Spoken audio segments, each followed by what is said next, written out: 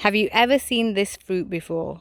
This is a Ponderosa and it grows on this huge tree.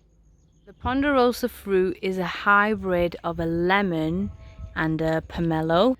So they're basically giant lemons. You can see how huge they are. Let's try to take this one off.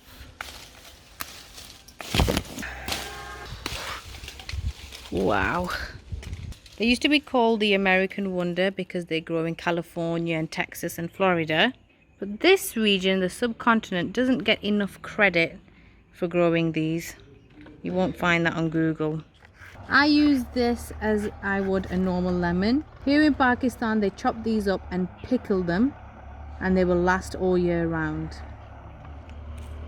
I'll slice a wedge here. Yep, that's sour. Ponderosas are a citron, so they're very high in vitamin C, which is good for the immune system.